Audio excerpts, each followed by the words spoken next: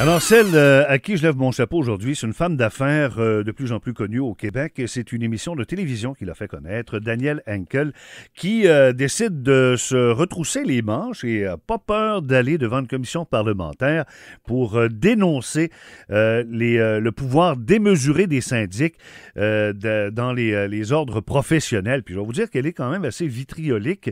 Je lève mon chapeau à ces femmes de tête qui osent se lever debout pour défendre leurs intérêts et les intérêts de ceux qui sont auprès de leur communauté. Danielle Henkel, bonjour. Bonjour, M. Pilote. Avant d'aller plus loin, est-ce que c'est vous que j'ai vu au spectacle de Céline Dion à Trois-Rivières? Oui, c'est tout à fait moi. Oui. Non, parce que de loin, j'étais pas trop sûr. Et là, il y avait une file de personnes qui attendaient pour se prendre un selfie avec une dame juste avant le spectacle de Céline Dion. Et je pensais vous avoir reconnu. Oui, c'est tout à fait vrai. Je trouve que le contact avec les gens, d'abord, c'est quelque chose qui est vital pour moi. Je trouve qu'on interagit, qu'on vit, qu'on vibre. Et puis, c'est aussi une façon de se dire merci mutuellement. Moi, je leur dis merci de cette façon-là en me prêtant à leur plaisir, parce que c'est ma façon directe de leur dire que j'apprécie aussi l'affection qu'ils ont pour moi, puis aussi le soutien et le fait qu'ils me suivent depuis quand même pratiquement 5 ans maintenant. Voilà. Bon, c'est bien comme ça. Donc, j'ai bien vu. C'est pas besoin d'ajuster mes lunettes. Là.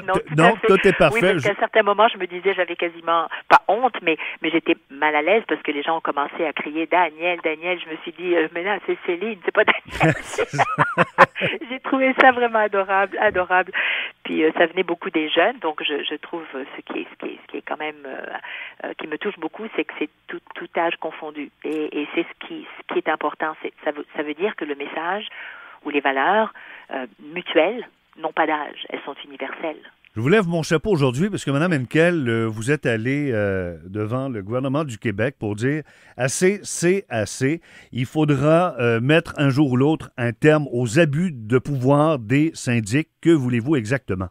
Absolument. Je crois que le terme « un jour ou l'autre », je dirais le plus tôt possible, s'il vous plaît, parce que c'est quand même un abus qui dure depuis des années, et je n'ai fait que transmettre un peu de par mon vécu. Donc, je n'arrive pas là pour dire, bon, ben, quelle est la cause qu'aujourd'hui je peux me trouver à défendre pour me mettre en avant. Pas du tout.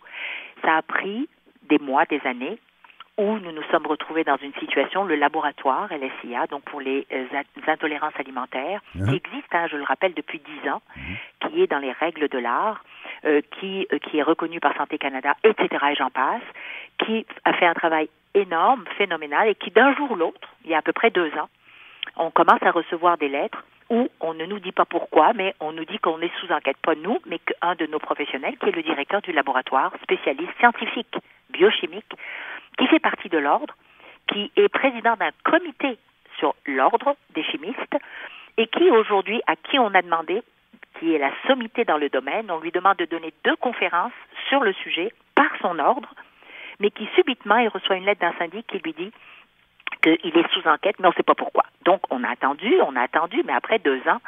Et là, on a essayé de passer par toutes les étapes voulues, nécessaires, légales. Imaginez le citoyen qui n'a pas la voix ou la visibilité que moi j'ai, qui essaye de se faire entendre par son ordre, par son CA, par la commission des plaintes, par le syndic, par le droit, par ce qu'il a entre les mains, et qui ne peut pas passer parce que c'est une forteresse.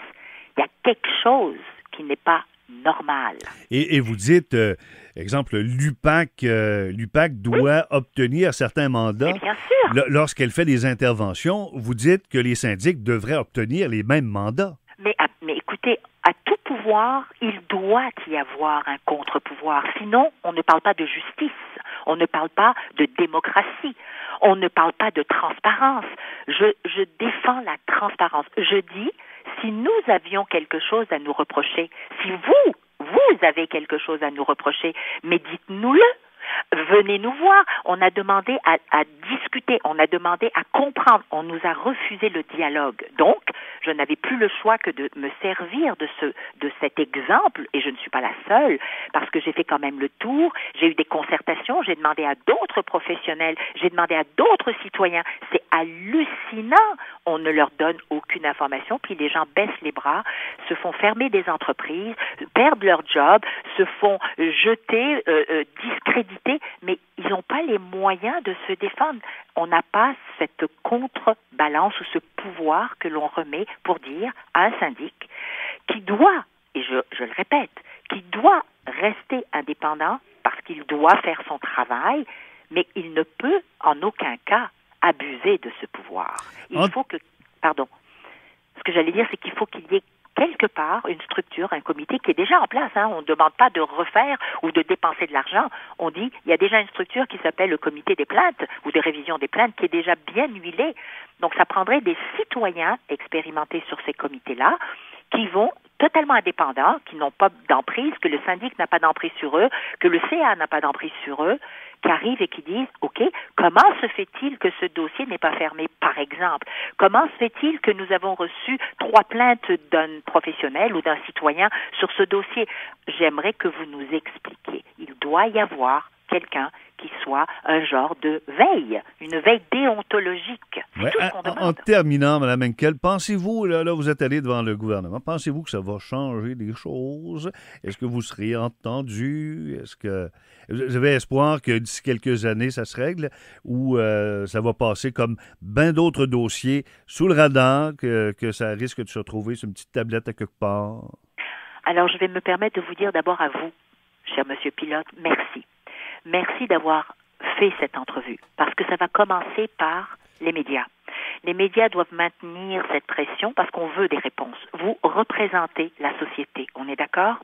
Donc on veut des réponses. On veut ces réponses-là, que ce soit des ordres, des syndics, on veut ces réponses. Numéro 1. Numéro 2, la population moi j'en suis une, je suis une citoyenne. La seule chose que je rajoute, c'est que je suis une citoyenne engagée.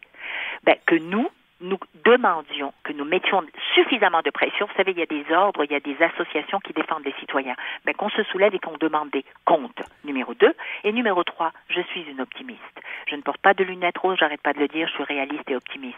Je me dis que le gouvernement, puisqu'ils ont voulu réouvrir cette loi qui date d'il y a 40 ans, ce gouvernement veut un changement parce qu'ils savent qu'il doit y avoir un contre-pouvoir.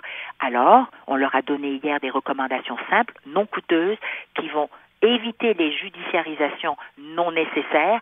Eh bien, je m'attends, ainsi que tous les citoyens, à ce que ces recommandations soient appliquées. Madame Henkel, merci beaucoup. Toujours un plaisir de vous entendre. C'est un plaisir. Belle voix comme d'habitude, réconfortante. Devriez voir Stéphane Tremblay, qui est mon collègue en face de moi au studio en pamoison. À écouter cette belle voix. C'est adorable. À bientôt.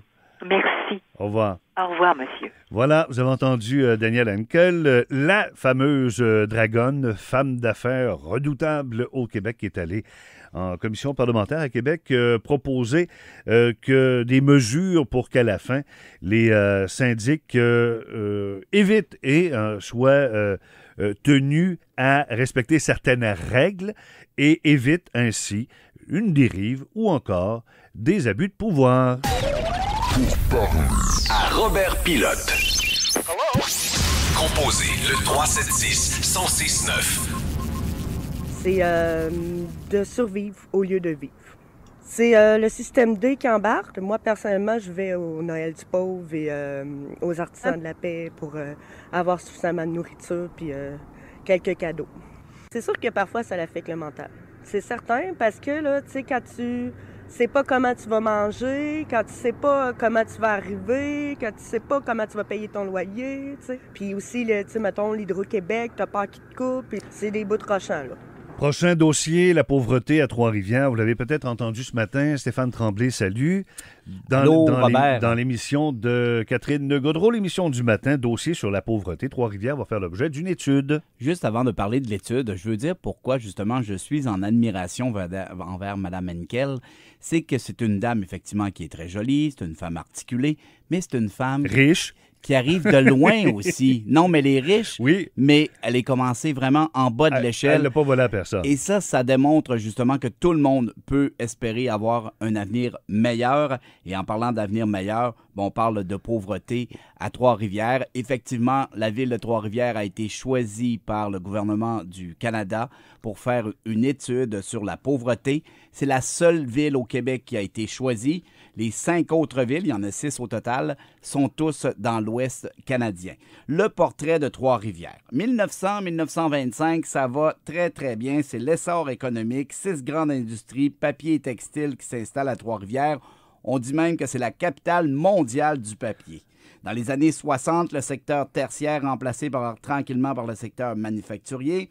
1990, là, ça va un peu moins bien. C'est le début, c'est les fermetures massives, grande industrie, c'est le chaos, 2400 personnes au chômage. Les quartiers d'ouvriers se transforment en quartiers défavorisés. Et à la fin du 20e siècle, au lieu de s'appeler la capitale mondiale du papier, on est devenu la capitale nationale du chômage. Je sais que le maire de Trois-Rivières va tout de suite dire « Attention, ce n'est plus le cas. On n'est plus la capitale nationale du chômage, mais n'en demeure pas moins que c'est une image qu'on avait. » Et pourquoi, justement, le gouvernement d'Ottawa a décidé de choisir Trois-Rivières pour cette étude? Eh bien, sachez qu'il y a une personne sur 5 à Trois-Rivières qui vit avec moins de 10 000 $. Et dans le quartier Saint-Sacrement, c'est une personne sur 4. Faites un petit calcul, 25 % de cette population-là.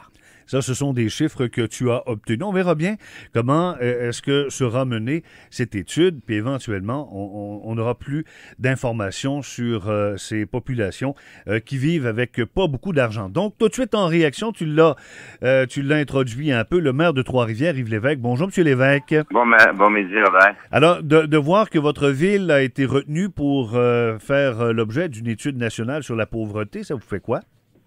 Ben, je pense que j'ai pas de commentaire honnêtement là-dessus. Là. Je pense qu'à Trois-Rivières, on a une belle qualité de vie. Le coût de la vie est moins cher qu'ailleurs. Alors, ça peut faire aussi en sorte qu'on attire des gens. On voit à l'occasion des gens qui quittent les centres urbains comme Montréal ou les grands centres où le coût de la vie est plus cher. Quand on a un chèque de l'aide sociale à Montréal, je peux vous dire que c'est pas mal plus difficile à arriver qu'à Trois-Rivières. Alors, ça peut être une des conséquences aussi, mais c'est une des trucs qui va être intéressante à regarder pour l'ensemble du Canada. Et, Monsieur le maire, ben effectivement, il y a des choses qui sont faites, mais ce n'est pas entre les mains. Les outils, vous les avez pas entre les mains. Les villes pour contrer le phénomène de la pauvreté, malheureusement, ça tombe pas dans votre cour. Non, c'est un dossier provincial et fédéral, effectivement. Alors, c'est sûr et certain, mais comme j'ai dit tantôt, je pense que c'est un aspect assez important. On le voit avec le Havre ou d'autres institutions qui s'occupent de ces gens-là. Et il y a beaucoup de gens de l'extérieur, comme j'ai dit tantôt, viennent dans les régions où le coût des loyers sont beaucoup plus bas. Alors, vous savez que le chèque d'aide sociale est le même qu'on vit dans un milieu où le coût de la vie est beaucoup plus cher que dans un milieu où le coût de la vie est moins cher. Alors, ces gens-là, je pense qu'ils savent calculer quand même. Et si on a le choix de vivre dans un milieu où le coût de la vie est très élevé, mais vont sûrement décider d'aller dans un endroit où le coût de la vie est moins cher pour avoir une meilleure qualité de vie avec le même chèque d'aide sociale. Ouais, plus tôt ce matin, Sylvie Tardif sur nos ondes disait que la situation se dégrade d'année en année. Non, je pense pas. Non, au contraire. Surtout, si on regarde la Mauricie, le chômage diminue de beaucoup depuis les années 90. Alors ça, c'est une chose. Même, on le voit au niveau des serres, on importe des gens au niveau des agricultures.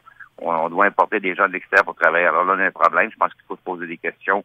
Pourquoi que c'est pas les gens de chez nous qui font ce travail-là beaucoup?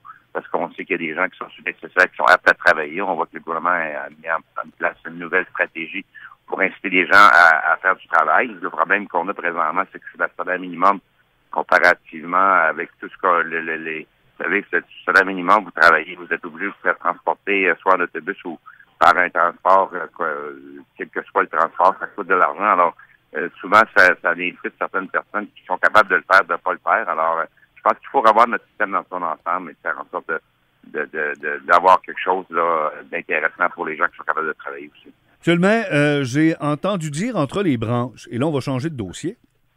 J'ai entendu dire entre les branches que notre Colisée, on va l'avoir, mais on va l'avoir plus vite que prévu. Avez-vous les mêmes informations que moi? Ben, vos informations sont bonnes, ça va très bien. La date qui avait été lancée au début, c'était fin 2020. On parlait de décembre 2020. Maintenant, on est capable, avec le travail de tout le personnel qui est attitré à temps plein là-dessus, de ramener ça. Là, je pense que les nouvelles sont très bonnes. On devrait être capable, si on est optimiste, au printemps 2019. Puis si on est pessimiste, on dirait au mois de août 2019. Alors, c'est un an et quelques mois avant l'échéancier prévu. On devrait voir les crues arriver sur les terrains l'année prochaine pour début de la construction là avant l'hiver 2017. On sait quand même l'équipement d'envergure qui va prendre environ 18 à 20 mois à construire. Ça veut dire qu'on devrait en octobre l'année prochaine là, voir des grues sur le terrain.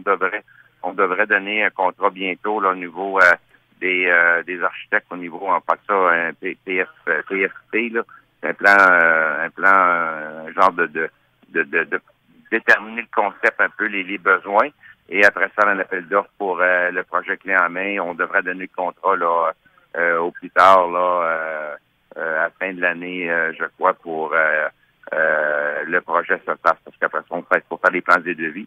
Mais le début de construction, cédulé, je pense, octobre 2017.